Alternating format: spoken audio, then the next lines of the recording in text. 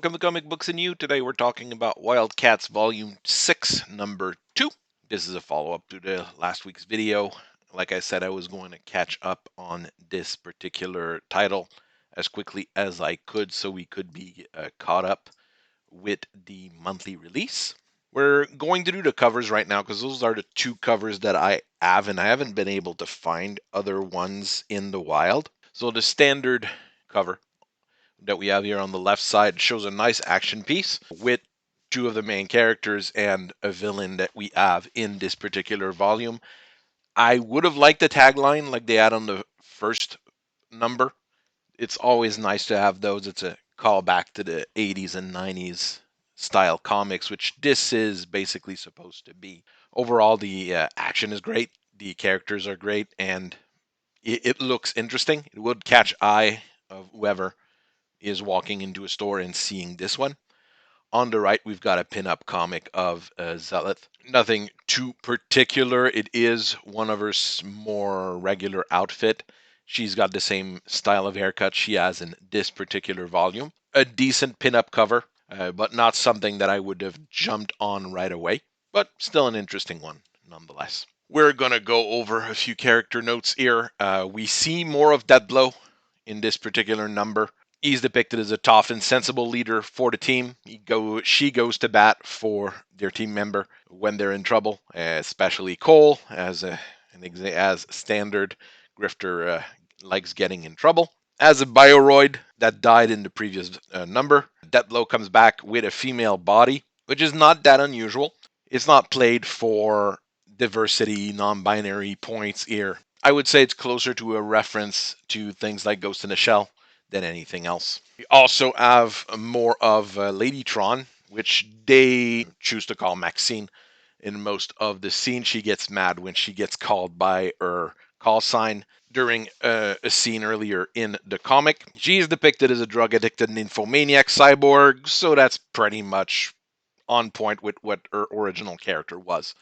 So not a big difference there, actually. It's not something that changed. It's not shown as a direct negative throughout the story, but Grifter and Marlowe are not too happy about it. It's pretty clear with what they say, and in a way, it is not depicted as a super positive outlook on life as well, which is a bit interesting in these types of comics. So the Wildcats have fallen through a hole inside in the middle of a bunch of weird cultists who are apparently Batman villains. Grifter tries to strike a deal with the soldiers that followed them down the hole, but the Court of All Assassins start attacking them and killing the soldiers he was trying to strike a deal with. They try to run away, carrying Fairchild as she is unconscious. Grifter gets injured, gets carried out by Zealot, having a bit of a hard time fighting off the different enemies they have.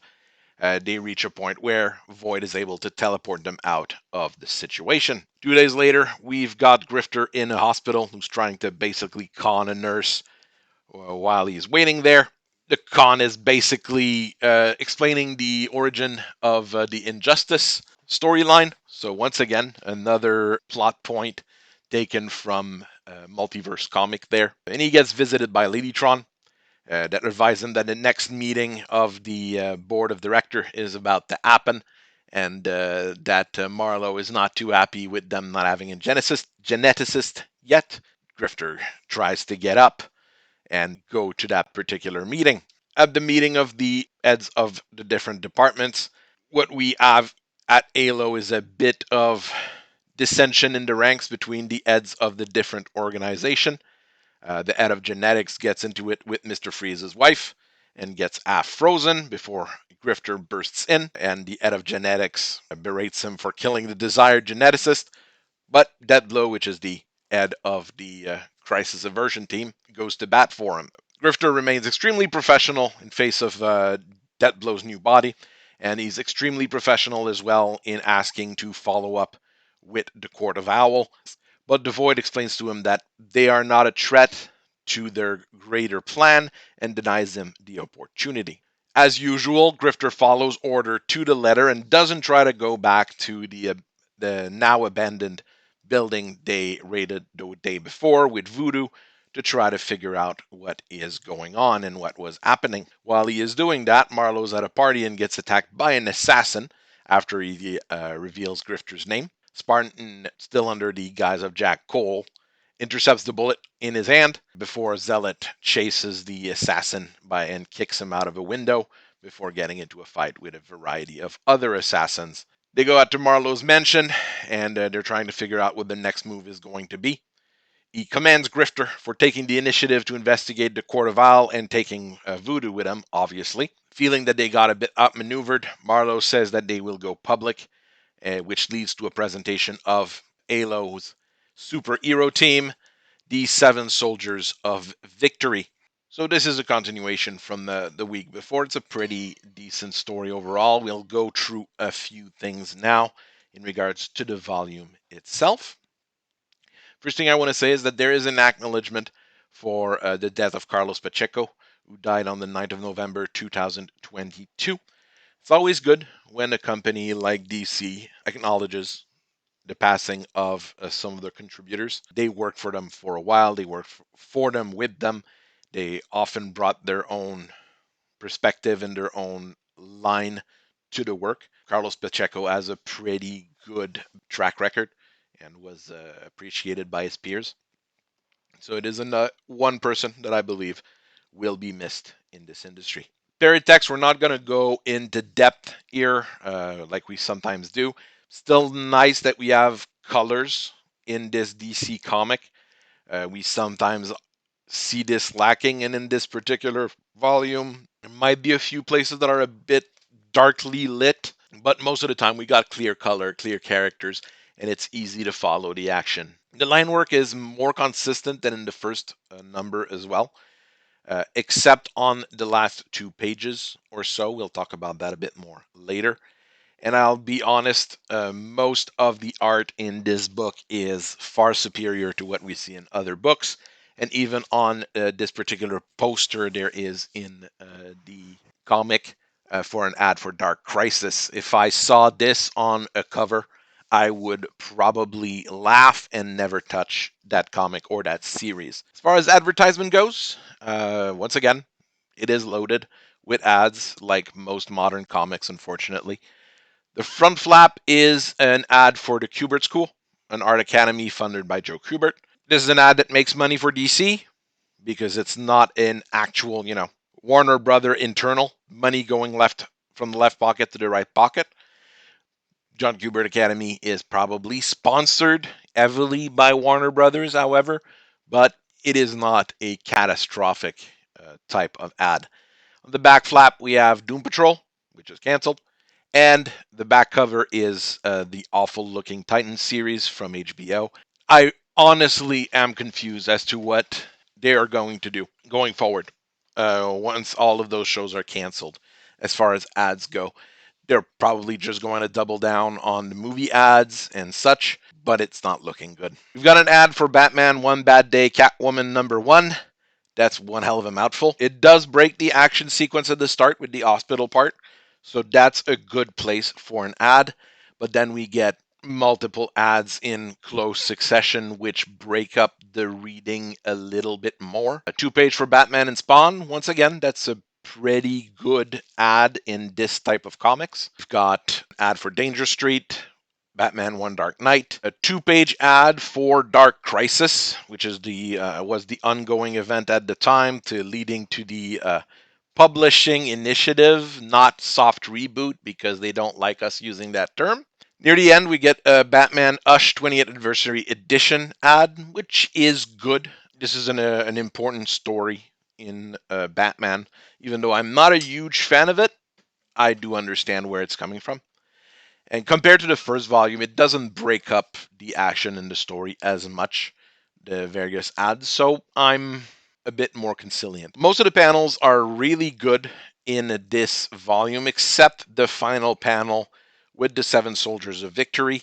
I'm not sure if it was intentional, but the line work on this one here is a bit subpar compared to the rest of the volume. I have a feeling they went with a different artist for those panels because it doesn't have the same feeling as the rest of it, but I haven't found any clear indication of such. So might just be me having missed it. The action scenes, good, fluid. I would have gone with a few more movement lines or action lines. I know some people don't like them and think they're too manga-y, but it does give a good understanding of what's going on in the situation. Not bad action scenes, however. So they are well drawn, well animated, and we have a feeling of what's going on, which is nice. It's also great to see that almost all characters are distinctive. They are different. Here we have the Halo meeting. So we have Dr. Freeze's wife. We've got Deathblow and other not very savory characters around this table, but they seem to all be working together, although sometimes begrudgingly. It's nice as we actually see emotion in a lot of the characters' faces. We have the embarrassment in Grifter's face while he's at the hospital and Maxine is visiting him. It's a fun thing to play with, and not all comic book artists are able to do that properly. Often enough, you have either the over exaggeration, like you have in many manga, or people being far too stoic, like we have in a lot of American comics, unfortunately. Voodoo is still hot. She doesn't have her stripper costume from the original Wildcats, but still a fairly good looking lady, which is a good thing, once again. We don't see a whole lot of her in this number, unfortunately, but we know she exists, and we see her later on in the story. Here I'm going to rant just a little bit. I'm not a huge fan in this comic and quite a few others of people not being called by their superhero names. Militaries have call signs, criminal organizations have their internal nicknames. Various tight knit groups like this will have those, especially when they need to at least conceal their identity. The characters should be named with their superhero name: Grifter, Zealot, Voodoo, Ladytron. So it's not Cole, Zana, Priscilla, Maxine. Those are just names, and unfortunately, they don't reflect the characters as well. This is an ongoing issue in DC and Marvel, especially with all the passing of the mantle from one character to another. It makes the character not as special and not as cool when, if one dies or if one is injured or anything like that, the mantle can be passed on to someone else. The character is the character, and he should be remembered as such. If someone is to take over their role in a team, they should have their own name and their own identity. It's when we really start seeing that stuff happen in Batman and Superman comics that it really goes too far. And it's a point that unfortunately we've reached, and they're not dialing back down. If we look at some story elements, we see that Marlowe and Void have a greater goal for the company and the organization they're working with, which mirrors what we see in the original Wildcats, but it's not explained as in the original Wildcats. So I'm not sure yet if their goal is beneficial or negative, and we won't know probably until later. It's a good thing to keep you guessing. It's a good thing because it might lead to some additional conflicts between the characters. Or it could be a bad thing because it kind of falls into that mystery box area, which is always an issue. Not a super huge fan of Deadblow switching to a woman's body, but if at every time Deadblow dies, they change the body, male, female, muscular, skinny, you know, the whole range of different types of character, it'll be really interesting. It'll play in that cyborg body element that we see in things like Ghost in the Shell. And as Grifter points out, Deathblow's new body is hot. I'm okay with that. It's not played for laughs. It's not played for diversity points. It's just that's his new body. It's a hot chick. It's fine. The pacing is still really good. We start with an action scene. We have relationships afterwards, followed by more action. We get a good bit of interpersonal relationships within the team with Grifter and Voodoo, Grifter and Ladytron. We also have the relationship between the member of the management with Marlowe, the Edge of Genetics, Mr. Freeze's wife.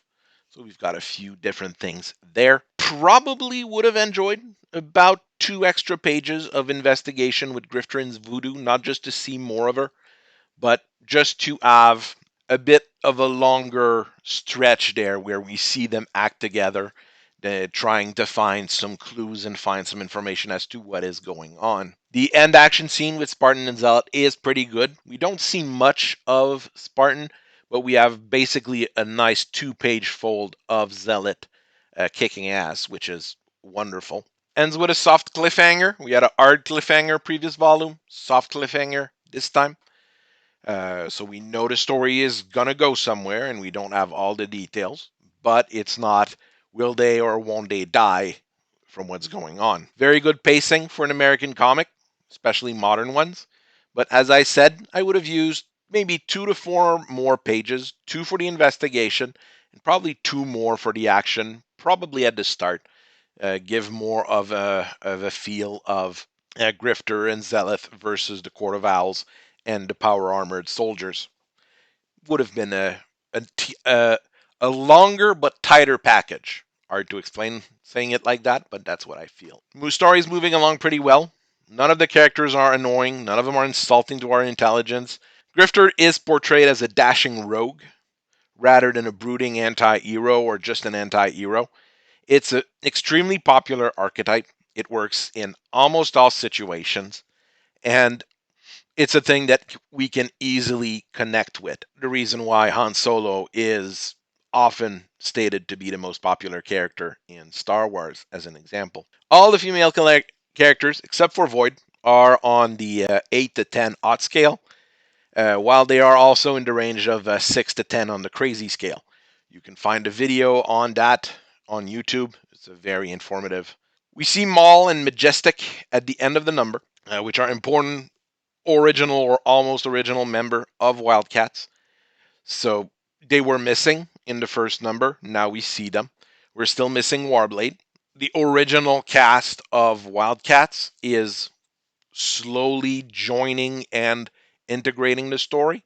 So we're moving at a good pace and have maybe a more reliable and more. You'll probably have a better understanding of all of those characters in the end. So I hope you enjoyed this video. Keep reading comics, keep enjoying them. I'll keep analyzing them, and I'll see you later. Bye bye.